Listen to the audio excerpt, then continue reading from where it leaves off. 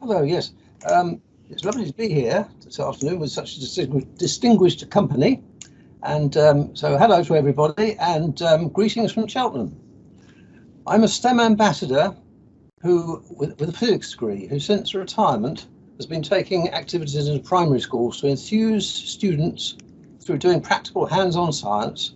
And in the next 6 or 7 minutes, I hope you'll learn get some idea of how I run my online science club. In the days before COVID-19, I developed activities often as a result of a request from a teacher and offered it to primary schools. I worked with groups up to 12, with the students working in pairs and groups being rotated out of class to work with me. I think the reasons these activities were a success in schools are that, one, I provided the kit the school doesn't have, two, I'm an expert in the science and engineering involved, and three, the day became an event that everybody looked forward to. With the advent of COVID-19, I discovered Zoom, which is so easy to use that I decided to try and deliver floating and sinking, an activity that I've done many times in schools. Like many of my activities, it consisted of several smaller activities. I contacted some friends with children at Key Stage 2 and tried to deliver it pretty much as I'd done in schools. However, it didn't work. Why not? Mainly because those parts needing specialist equipment could only be demonstrated, and I don't do demonstrations. I think that I learn more, certainly I learn more, and I think other people do, by trying things yourself. Activities like making a boat from a piece of blue tack, for example, though, work well. I thought about this after I'd done it and made the following decisions. I'd run my activities as an after-school club on a weekly basis and offer it to local schools using the teacher contacts I've built up over the years. All experiments would be done by the students with their own apparatus. This implies that the apparatus must all be stuff found around an average house. And the target time I set myself for experiments was 15 minutes. So very short, okay, which actually means my material goes a bit further as well, actually. So last April, I put together a program of activities, one per week, to take us through to the summer holidays.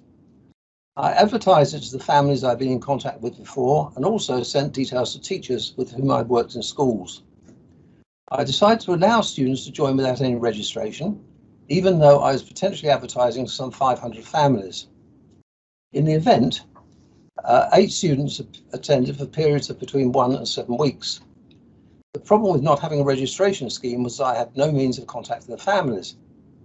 So over the summer, I put together an outline program for the academic year 2020 and 2021, the main features of which are parents and teachers what the experiments are, the equipment that will be needed and the session times for each week. Parents send me an email to register with the name of their child, year, school and session they would like to attend. They're then registered for the term and I send them a Zoom invitation that lasts for the whole term. I limit the numbers at the moment to 5 families per session. When a session fills up, I start a waiting list. Each week I email parents with additional notes on the experiment we're doing. What this contains varies, but typically might have the science behind the experiment and further experiments the students might try with the same equipment. And also how the experiment relates to everyday life. Some idea of how unusual some of the content is, at least for primary school age, I have sessions planned on the Coanda effect, Mobius strips, and the Big Bang, which is the first 380,000 years of the universe in 15 minutes, done using Lego. All the sessions are hands-on with as little talk and as few demonstrations from me as possible. As time has progressed, the students have learned to set up their equipment so that we can all see it, and I get each student to talk about what they're doing and do what I can to help if things do not go as expected. Last week, I ran 2 sessions a week and had 11 students join for periods of 1 to 7 weeks, with 6 of those coming for 5 weeks or more. For the coming term, I'm fully booked for 2 sessions a week with a waiting list. So I think it's a modest success, really. The other indicator I must be doing something right is that the dropout rate of 1 child between terms is low, and I've received complimentary emails from the parents. I actually had a very interesting email this afternoon, just before I started this, from one of the students who came in yesterday. And it said, "I've done it," in big letters across the top of this email, with a picture of him holding up a jar of rice with a pencil stuck into it, without the, with the jar of rice hanging off the end of the pencil. I'm sure you've all done that. Right. The problems I've had are mainly to do with poor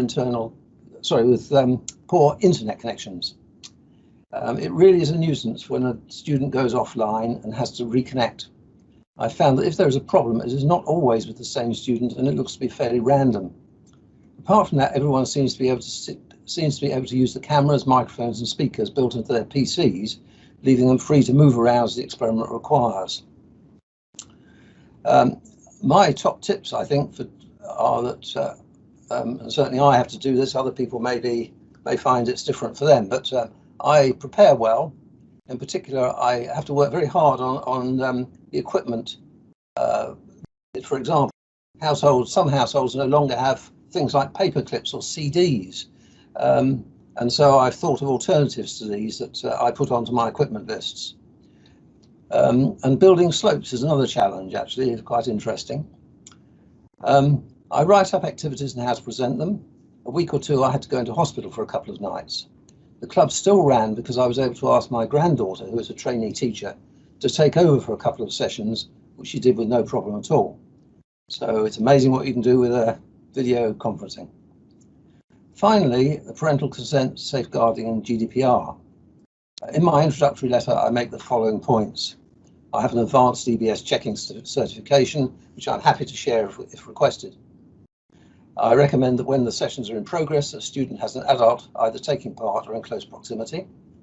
I will only communicate using email via a parent or guardian, and I delete any email addresses I hold at the start of each term after I sent details of the activities for the coming term. This means that the students have to register each term. So it is possible to deliver hands-on activities using video conferencing, and I hope that you may be able to make some use of the ideas that I've just presented to you today. Thank you very much.